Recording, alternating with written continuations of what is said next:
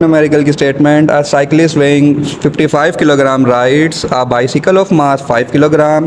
He starts from rest and applies a force of 90 Newton for 8 seconds.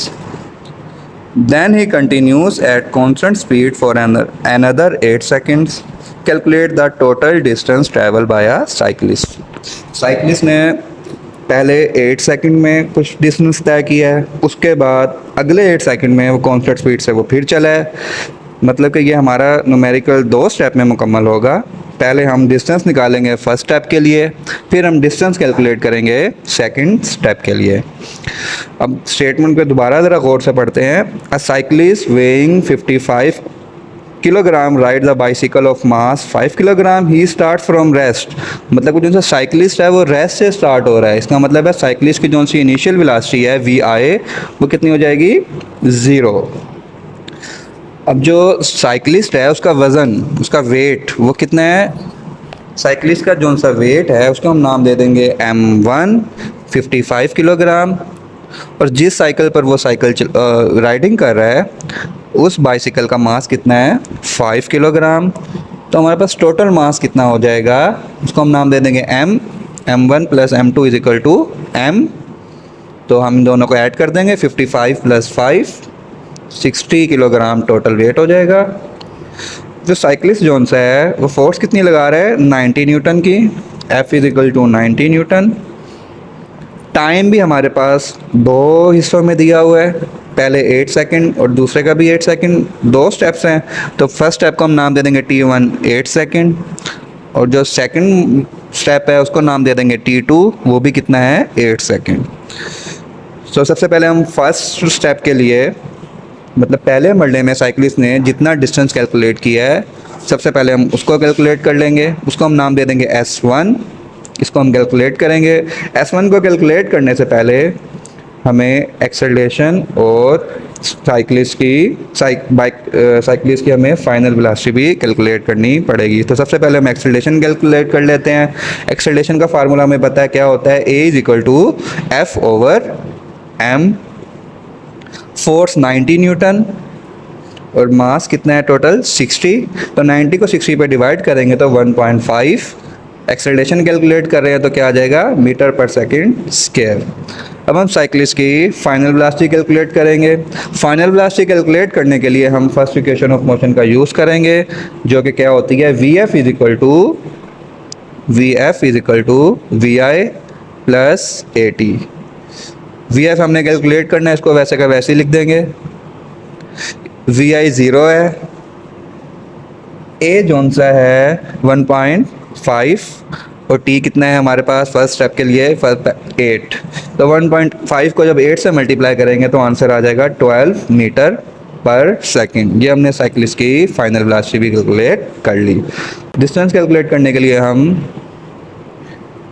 Equation of motion जो use करेंगे वो होगी third equation of motion, जो कि क्या होती है 2AS।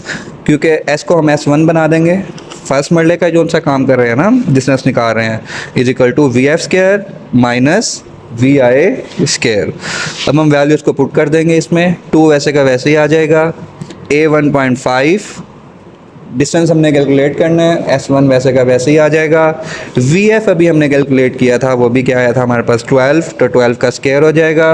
और VI हमें पता है 0 है। नेक्स्ट स्टेप 2 को 1.5 से मल्टीप्लाई करेंगे तो 3 आ जाएगा। 3S1 इज इक्वल टू 12 का स्क्वायर हमें पता है 144 होता है और 0 को लिखने की ज़रूरत नहीं है। तो खाली S1 किसके बराबर आ जाएगा 144 डिवाइडेड बाय 3, तो हमारा आंसर आ जाएगा 48 मीटर। S1 कितना आ जाएगा 48 मीटर। अब हम सेकंड जो है मरला, उसके लिए हम डिस्टेंस को कैलकुलेट करेंगे। उसको हम नाम दे देंगे S2, क्योंकि 2 हिस्सों में साइकिलिस्ट ने डिस्टेंस तय किया था ना। S2 के लिए फार्मूला लगाएंगे, S2 is equal to VT। VT से मुराद फाइनल वेलोसिटी होगी। V की जगह पर हम VF भी लिख सकते हैं, क्योंकि इनिशियल वेलोसिटी हमें पता है 0 थी। तो एज वैल्यूज़ को पुट करते हैं, S2 वैसे का वैसे ही। VF आ जाएगा 12 मल्टीप्लाई बाय टाइम दूसरे स्टेप के लिए भी कितना था 8, तो 8 आ गया, 12 को 8 से मल्टीप्लाई करेंगे तो 96 मीटर आ जाएगा। S2 आ गया हमारे पास 96 मीटर। टोटल डिस्टेंस कैलकुलेट करने के लिए अब हम क्या करेंगे, S1 और S2 को ऐड कर देंगे। S1 plus S2 is equal to S, values को पुट कर देंगे। S1 की वैल्यू हमारे पास निकली थी 48 प्लस S2 की वैल्यू 96, तो 48 में जब हम 96 को ऐड करेंगे तो हमारा आंसर आ जाएगा 144 मीटर। ये हमने टोटल डिस्टेंस कैलकुलेट कर लिया। न्यूमेरिकल की statement, a ball of mass 0.4 kilogram is dropped on a floor from a height of 1.8 metre, the ball rebound straight upward to a height of 0.8 meter. What is the magnitude and direction of the impulse applied to the ball by the floor? अब जो ball है उसका मास जो उसने हमें दिया हुआ है, देखिए अब बॉल ऑफ मास 0.8 किलोग्राम, तो बॉल का जो मास है उसका हम नाम दे देंगे m, गिवन डाटा में 0.4 kilogram, is dropped on a floor from a height of 1.8 metre. मतलब जिस बुलंदी से गेंद को छोड़ा गया है वो कितनी है, 1.8, इसको हम नाम दे देंगे h1। अब जो बॉल रिबाउंड हुई है, जिस बुलंदी तक गेंद वापस उछली है उसको हम नाम दे देंगे h2, वो कितना है 0.8 मीटर। हमने इम्पल्स की डायरेक्शन और मैग्नीट्यूड फाइंड आउट करना है। इस क्वेश्चन को हल करने के लिए सबसे पहले हमें वेलोसिटी कैलकुलेट करनी पड़ेगी, वो वेलोसिटी जिससे बॉल जो है ड्रॉप हुई है और वो वेलोसिटी जिससे वो वापस रिबाउंड हुई थी। तो वो वेलोसिटी जिससे बॉल को ड्रॉप किया गया था उसको हम नाम दे देंगे Vd is equal to, formula हो जाएगा उसका 2gh1 square root, 2gh1 square root. इसमें वैल्यूज़ को पुट कर देंगे, 2 मल्टीप्लाई बाय g की वैल्यू पता है कांस्टेंट होती है 10, और h1 कितना है हमारे पास 1.8, स्क्वायर रूट आ जाएगा ऊपर। इसको आप डायरेक्ट कैलकुलेटर से हल करेंगे, कैलकुलेटर को ऑन करेंगे, स्क्वायर रूट का बटन दबाएंगे, 2 मल्टीप्लाई बाय 10 मल्टीप्लाई बाय 1.8, तो इक्वल का जब बटन दबाएंगे तो डायरेक्ट हमारे पास आंसर आ जाएगा 6 मीटर पर सेकंड, क्योंकि वेलोसिटी कैलकुलेट की है। अब वो वेलोसिटी जिससे ये दोबारा रिबाउंड हुई थी ऊपर की जानिब, वो कैलकुलेट करेंगे, उसको हम नाम दे देंगे Vu is equal to 2g, इसमें h2 आ जाएगा, वैल्यूज को पुट करेंगे, 2 multiply by 10 multiply by 0.8 square root. इन वैल्यूज़ को भी डायरेक्ट हम कैलकुलेटर पर पुट करेंगे और अपना आंसर निकाल लेंगे। स्क्वायर रूट का बटन दबाएंगे, सबसे पहले 2 मल्टीप्लाई बाय 10 करेंगे और मल्टीप्लाई बाय 0.8 करेंगे, तो हमारा आंसर डायरेक्ट हमारे पास आ जाएगा 4 मीटर पर सेकंड, मिनट आ गया। अब हम चेंज इन वेलोसिटी कैलकुलेट करेंगे। चेंज इन वेलोसिटी को डोनेट करते हैं डेल्टा V से, delta V is equal to Vd minus Vu, Vd की जगह पर आ जाएगा 6 माइनस, और Vu की जगह पर आ जाएगा -4, इसके साथ माइनस भी आएगा। जब बॉल रिबाउंड हुई थी तो वर्क हुआ था अगेंस्ट ग्रेविटी, तो 6 minus minus plus 4 is equal to 10 metre per second. इसी तरह हम जो ऊपर हमने Vu निकाला था ना 4 मीटर पर सेकंड, उसके साथ भी हम क्या लगा देंगे, माइनस। हमने क्या फाइंड आउट करना है, इम्पल्स। इम्पल्स बराबर होता है m इंटू डेल्टा V।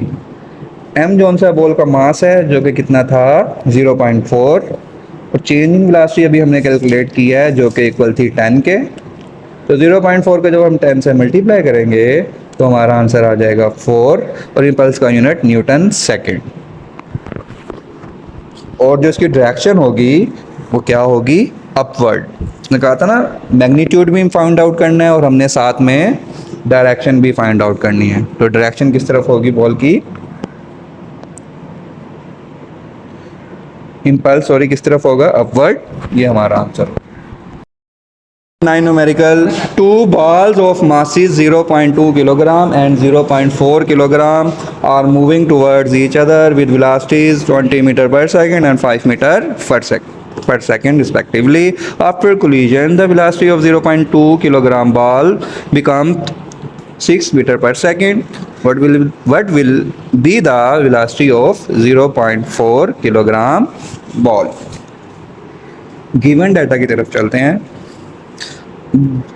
ने कहा है कि जो दो बॉल्स हैं एक दूसरे की तरफ बढ़ रही हैं, तो उसने हमें मासेस दिए हुए हैं। जो फर्स्ट बॉल है उसका मास 0.2 किलोग्राम है, उसको हम m1 नाम दे देंगे 0.2 kg। सेकंड बॉल का मास जौन सा है उसको हम नाम दे देंगे m2 जो कि कितना है 0.4 किलोग्राम। फर्स्ट बॉल की जौन सी इनिशियल स्पीड है वेलोसिटी v1 20 मीटर पर सेकेंड।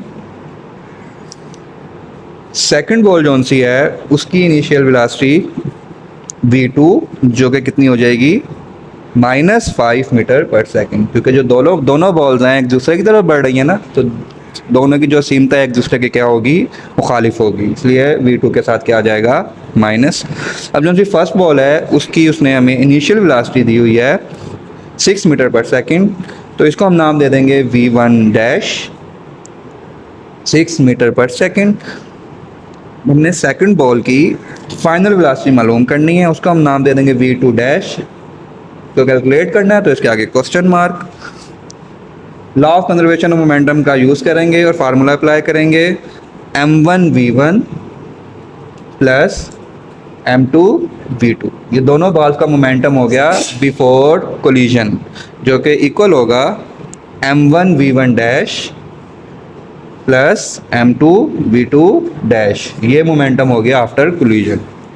वैल्यूज़ को पुट कर देंगे, m1 की जगह पर आ जाएगा 0.2 मल्टीप्लाई बाय v1 आ जाएगा 20 प्लस m2 0.4 और v2 की जगह पर आ जाएगा -5 is equal to m1 0.2 v1 dash 6 plus m2 0.4 और v2 डैश हमने कैलकुलेट करना है, इसलिए वैसे का वैसे ही 0.2 को 20 से मल्टीप्लाई करेंगे तो आ जाएगा हमारा आंसर 4।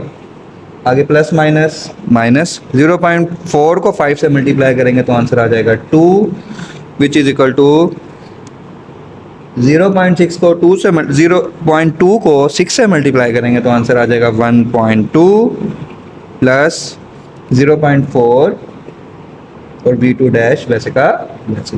4 में से 2 को माइनस कर देंगे 2 is equal to 1.2 plus 0.4 v2 dash. 1.2 जब इस तरफ आएगा तो -1.2 हो जाएगा is equal to 0.4 v2 dash. 2 में से 1.2 को जब हम माइनस करेंगे तो 0.8 आ जाएगा is equal to 0.4 v2 dash. 0.4 जब उस तरफ आएगा तो डिवाइड हो जाएगा 0.8 पर is equal to v2 dash. 0.8 को 0.4 पर जब हम डिवाइड करेंगे तो v2 डैश की वैल्यू हमारे पास आ जाएगी 2 मीटर पर सेकेंड।